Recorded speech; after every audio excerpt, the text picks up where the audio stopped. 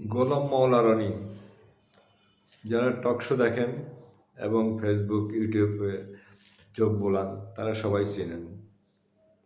বেশ সরব উপস্থিতি, সব ক্ষেত্রেই উনি ওনার বক্তব্য নিয়ে হাজির। আমিও মাঝে মাঝে শুনি, অনেক কিছু ভালো লাগে, আবার অনেক কিছু পছন্দ করি না, তারপরেও শুনি।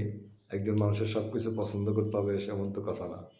উনি ওনার বক্তব্য বলেন, আমি এটা বললাম সেদিন ওনার একটা টকশোনাটিক বক্তব্য দিলাম যে যমুনা রাষ্ট্রীয়, যেটা প্রধানমন্ত্রী বাসভবন, যমুনা নিয়ে উনি একটা কিছু কথা বলল, বেশ শুনতে মজাই লাগলো।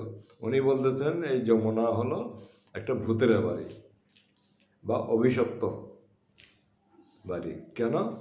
কারণ এই যমুনাতে যারাই থাকছেন তাদের জীবন তছনছ হয়ে গেছে। এটা ওনার ভাষায়। এই যে রাষ্ট্রীয় অতিথি ভবন ছিল যেটা আগে যমুনা, এখন প্রধানমন্ত্রীর বাসভবনও বলা হয়, ডক্টর ইউনূস ছিলেন। উনি যুক্তি হিসেবে দেখাচ্ছেন যে এই বাড়িটি আসলে তৈরি করা হয়েছিল এরশাদ আমলে। উপরাষ্ট্রপতি ছিলেন ব্যারিস্টার মওদুদ আহমেদ, ওনার জন্য। এই বাড়িটা যখন শেষ পর্যায়ে তখনই এরশাদে পতন হয়, উনি আর এই বাড়িতে থাকতে পারেননি।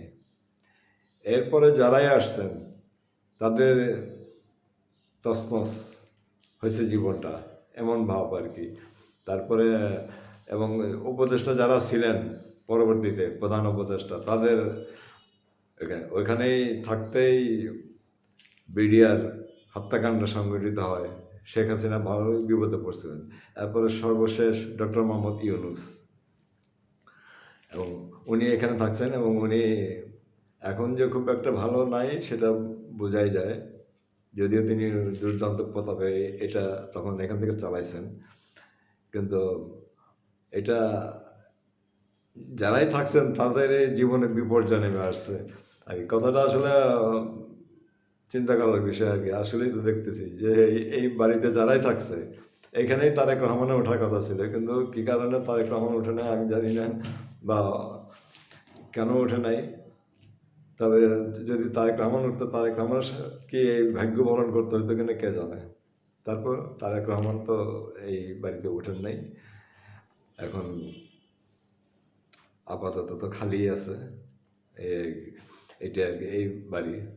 তারপরে এখন দেখা যাক সামনে উনি উঠেন কিনা। আমার মনে হয় না যে তারেক রহমান এটা উঠবেন।